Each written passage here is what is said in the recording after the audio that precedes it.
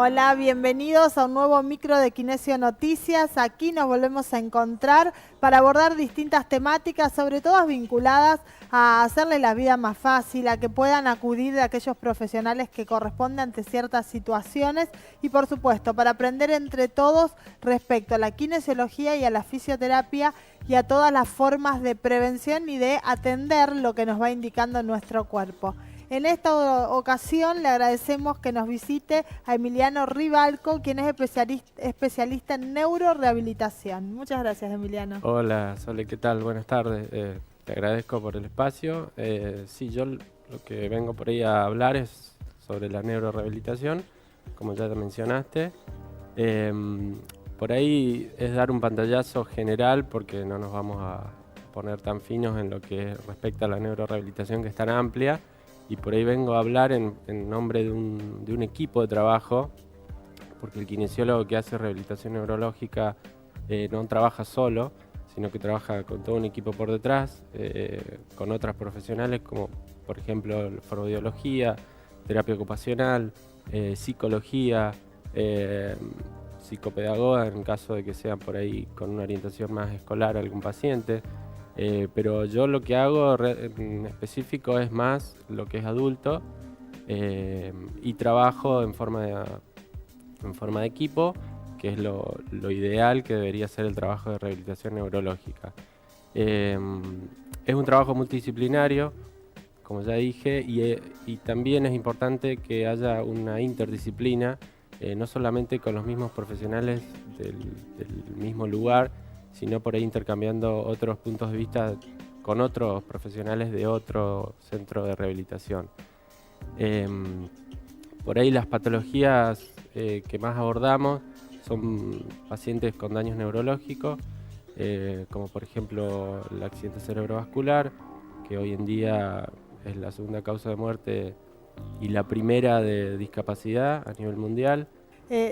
¿Cómo en cuanto a las personas que sobreviven a una ACV, cómo es el porcentaje, cómo ves la rehabilitación que van adquiriendo?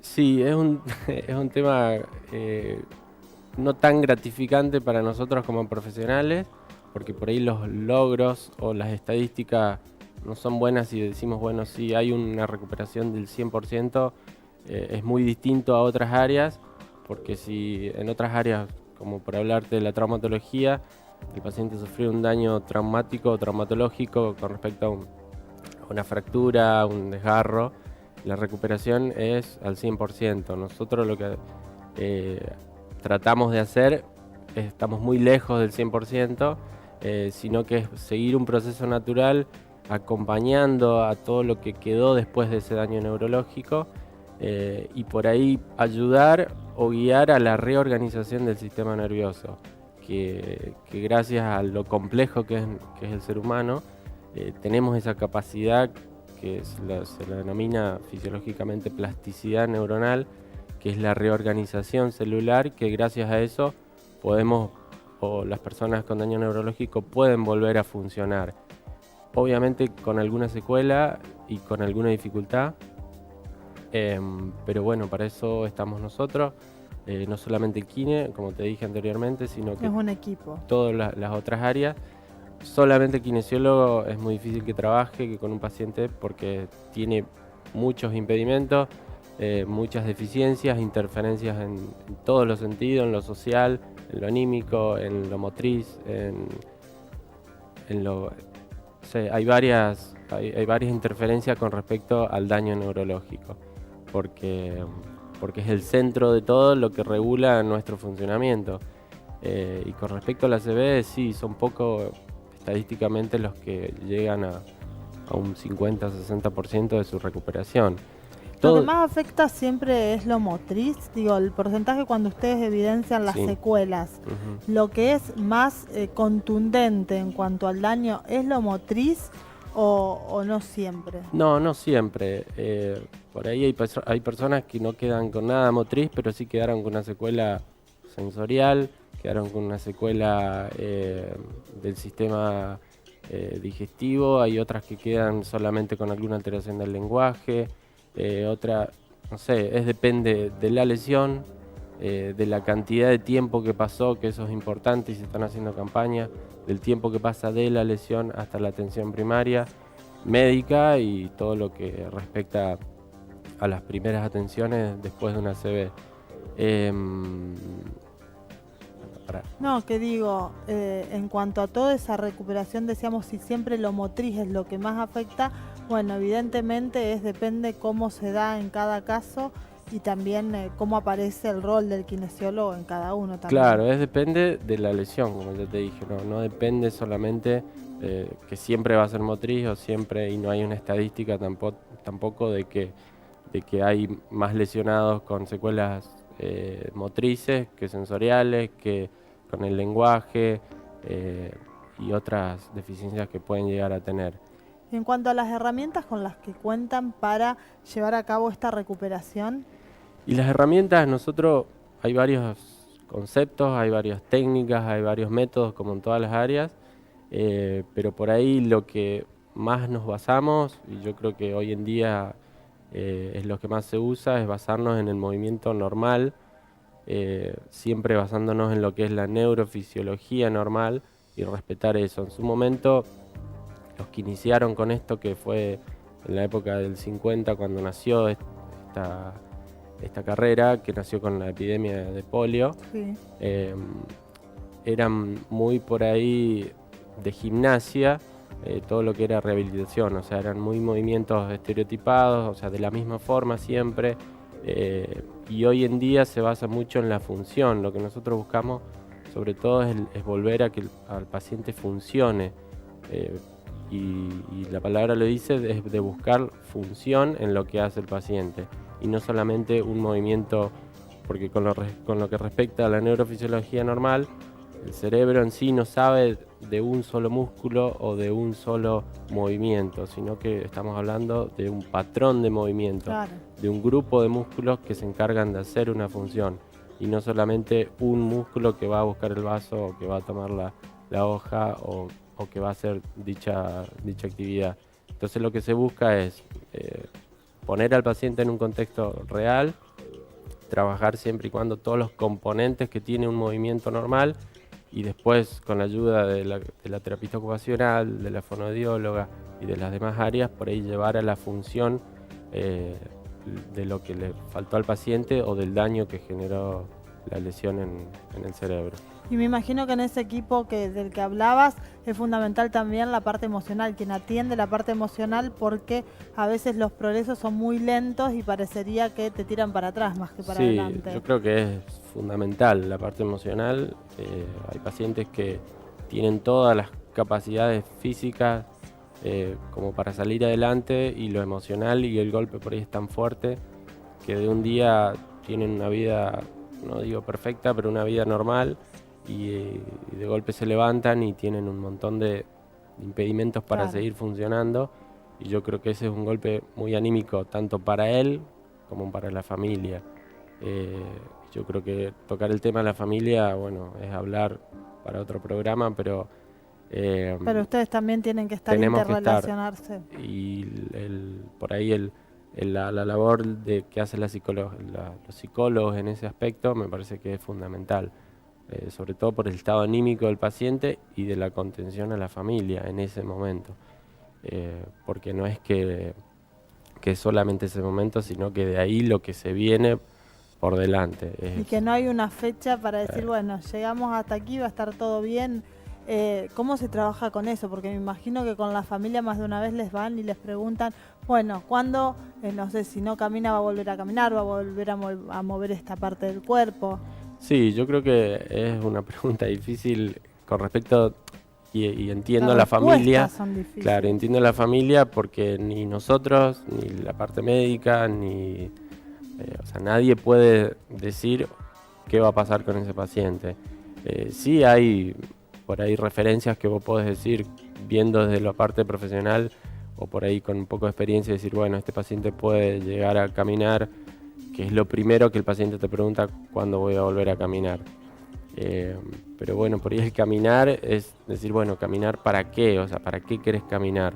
Para hacer algo. Bueno, empecemos por ese lado, a buscar alguna función en el hecho del caminar. Y hay muchísimas otras cosas mucho más importantes que el caminar.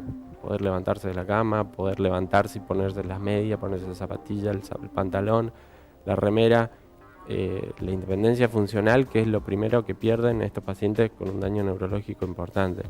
Entonces, esas preguntas, y entiendo a la familia, la demanda de saber cuándo el paciente va a poder volver a caminar, a trabajar, bueno, son preguntas que por ahí la tenemos que ir trabajando y buscando la forma de que el paciente entienda y de que la familia entienda, de que no hay una fecha ni hay un momento que podemos decir si el paciente va a volver a hacer esto.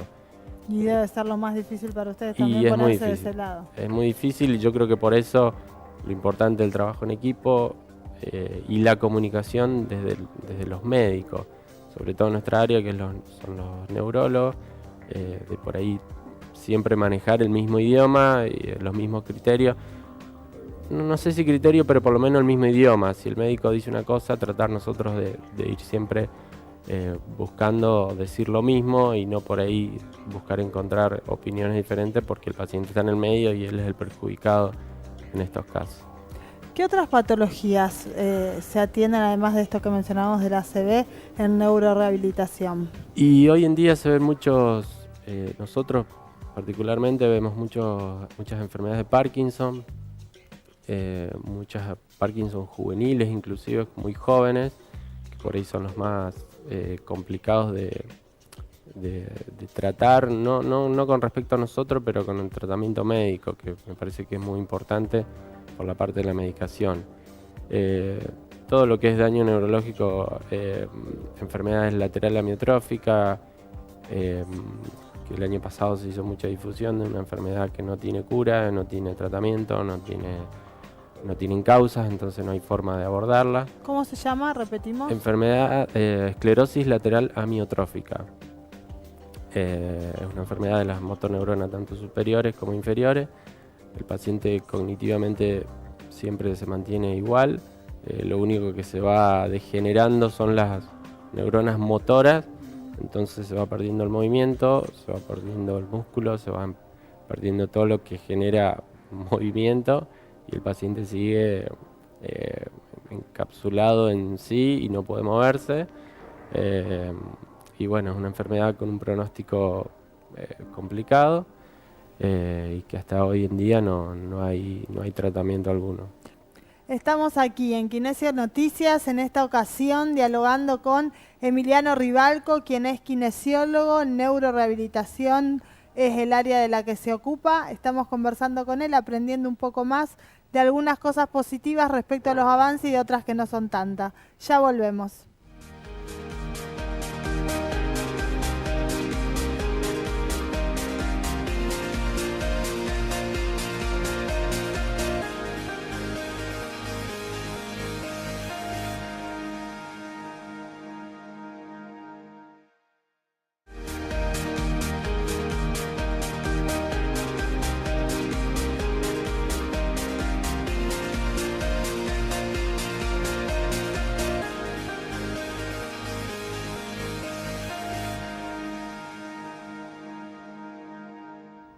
Volvimos aquí después de la pausa, estamos con Emiliano Ribalco hablando de neurorehabilitación y todas las áreas que abarca y en las etapas que aparece. ¿Cuándo comienza la neurorehabilitación? Y la neurorehabilitación, lo ideal es que arranque en un estadio agudo, hablando por ahí de lo más frecuente que es el ACV, como lo nombramos hoy, debería de arrancar a las horas de haber hecho el accidente cerebrovascular. Eso sería lo ideal. Lo que pasa es que por ahí... ¿Hay un protocolo para eso, digo? No.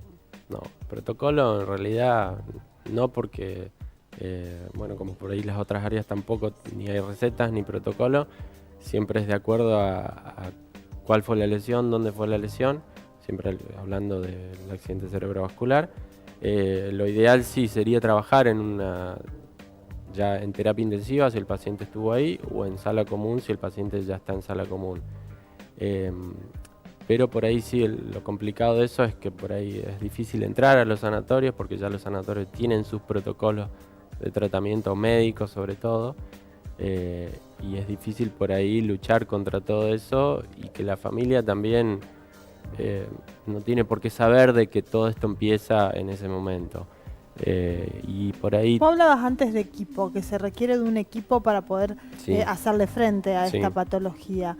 Ese equipo, ¿quién es el primero? Es el médico clínico cuando llegue ese paciente a un centro de salud. Sí, médico clínico, neurólogo. ¿Y ellos son los que tienen que convocar? Y lo ideal es el fisiatra, que por ahí, desde nuestra área, sería lo ideal un fisiatra que se dedique a la rehabilitación neurológica. Y por ahí es el que tiene que guiar qué áreas tiene que abordar este paciente o no, porque de él respecta la evaluación completa del paciente. Al tener varias deficiencias y varios secuelas después de la lesión, él es el que evalúa qué áreas van a ser fundamentales en este paciente. Y de ahí en más es él el que guía por ahí qué hacer, cuánto hacer o no. Eso es lo ideal. Nosotros acá en Rafaela por ahí estamos lejos de eso, porque como te dije, por ahí no tenemos acceso directo a los sanatorios, o el paciente ya llega con días de una ACV, o cuando ya está internado en un geriátrico, o cuando ya está en la casa, pero es muy difícil que nos llamen cuando el paciente está internado. Yo por eso preguntaba el protocolo, porque entiendo que al no haber algo estipulado, algo establecido, es como que se manejan de acuerdo al lugar en donde recae ese paciente. Si es un sanatorio, si es un hospital, y si depende de la familia, con la poca información que a veces tiene. Claro, por eso, la familia no tiene por qué saber todo esto y el que tiene que indicar, pero por ahí, acá en Rafaela se nos complica todavía eso, más por la parte médica. ¿Qué deberían las familias ahora que tenemos la posibilidad a través de este programa de ir también informando? ¿Tendría que ser la familia que sugiera, bueno, yo quisiera que ya convoquen a un fisioterapia? Sí, yo como sugerencia, sí. Por ahí es pasar por encima del médico o pasar por ahí por la persona que está a cargo o el profesional que está a cargo de ese paciente. Pero por ahí lo más inmediato posible, sí. Si el médico por ahí no sugiere o no da esta indicación, yo diría que el paciente o la familia busque de otra forma por ahí tener una intervención inmediata, porque todo lo que respecta a esos periodos agudos, esas primeras horas, que no es ir a tratarlo o ir a hacer algo mágico, es solamente la posición, lo postural, darle pautas a la familia. Nosotros podemos ir a estar un rato a evaluarlo y a dar pautas, pero todo eso hay que respetar, sobre todo lo postural, para que después eso sea menos dificultades para que el paciente salga adelante.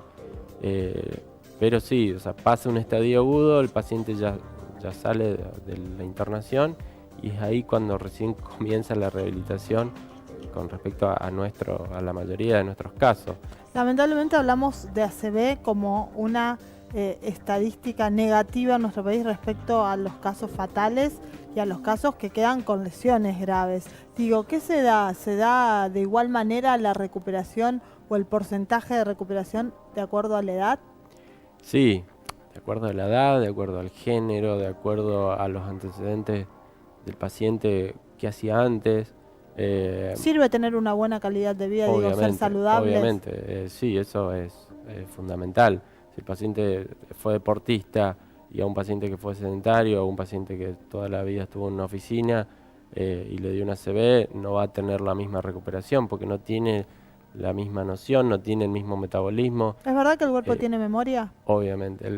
No solo el cuerpo, últimamente se descubrió, o sea, sí, el cuerpo, pero últimamente se descubrió que aparte de la memoria neuronal, el músculo también tiene memoria, entonces es ahí donde nosotros podemos entrar y es por eso que hay últimamente mucha evidencia científica con respecto a recuperar patrones de movimiento o grupos musculares que han perdido movimiento. ¿Por qué? Porque el paciente tuvo movimientos anteriores a lo que le pasó y por eso cuanto mejor fue su calidad de vida anterior a la lesión, va a ayudar muchísimo en lo que es posterior a la lesión.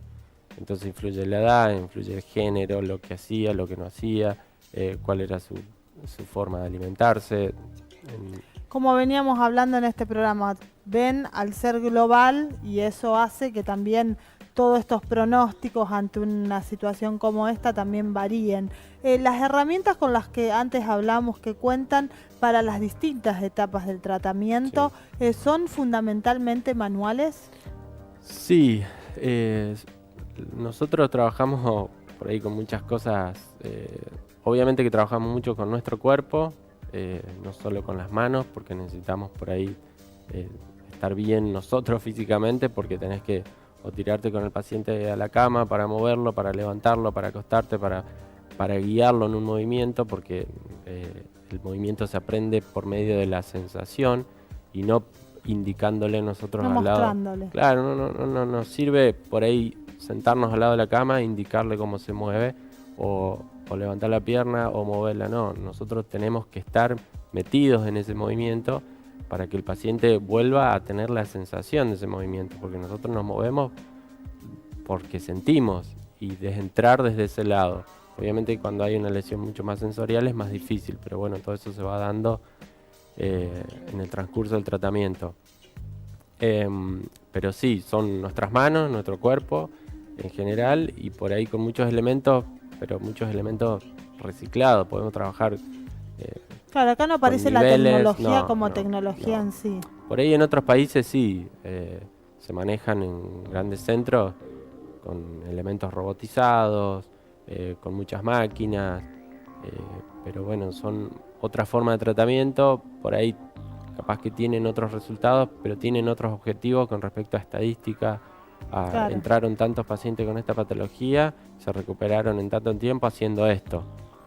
Capaz que el error y la falencia nuestra está ahí, pero por ahí lo nuestro, yo lo veo mucho más humano, por el hecho de que las primeras atenciones por ahí son en su domicilio, porque es importante eso, abordar desde el domicilio, porque es ahí donde va a vivir el paciente, o desde el lugar donde reside el paciente. Entonces, enseñarle a cómo se tiene que levantar, de qué lado, cómo ubicar la cama, si del lado derecho o del lado izquierdo, dependiendo de la lesión que fue, de dónde darle la información, si le das de comer de un lado, si le das de comer del otro. Por eso es importante la fonoaudiología, para todas esas pautas que hay que darle, cómo sentarse, cómo no sentarse, si estar en una silla, cómo es la silla, todas esas cosas. Todo es nuevo. Todo es volver a aprender y a reaprender, y no solo el paciente, sino que la familia o el que esté todo el tiempo con ese paciente, porque nosotros estamos un rato, entonces las 23 horas restantes de las que no estamos nosotros, hay que seguir abordándolo. En estas semanas, lamentablemente, hablamos del caso de un rafelino que se cayó de una altura de 7 metros, tuvo una lesión grave en la columna, tuvo que ser operado, y bueno, el pronóstico es que no va a volver a caminar. ¿Cómo se trabaja con ese paciente joven, que era activo y que, bueno, ni hay que hablar hasta desde darle la noticia hasta lograr el estímulo para que pueda lograr la mejor recuperación? Sí, en esos casos son otras de los casos graves, son las lesiones medulares, que últimamente se escuchó sobre todo en el deporte. Acá pasó en un accidente de trabajo, pasa mucho en el deporte, sobre todo últimamente se escuchó mucho del rugby, en el momento del scrum, donde hay lesiones cervicales, son lesiones altas, donde la lesión es directamente en la médula, por un desplazamiento de la vértebra. No solamente por un corte de la médula, que sería lo peor, sino que solamente un impacto o una conmoción a nivel de médula ya genera una lesión. Son casos graves, cuanto más alto es la lesión, o sea, cuanto más alto a nivel vertebral hablando es la lesión, es más grave el pronóstico.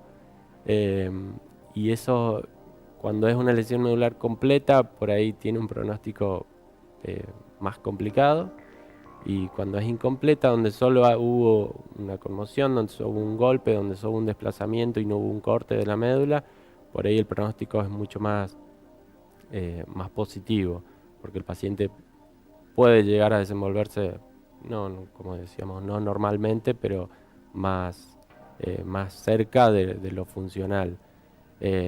Y sí, son casos graves donde hay que abordarlos. Por ahí esos casos no llegan tanto al consultorio, sino que son casos que necesitan internación, y en el mismo lugar de internación es donde tienen la parte de rehabilitación aguda.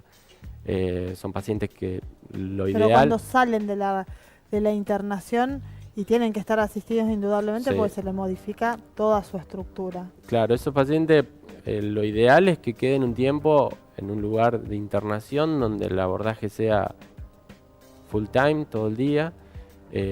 Obviamente que es entendible por ahí y los costos no es para cualquiera, porque un lugar donde vos estés internado todo el día y tengas un tratamiento las 24 horas no es...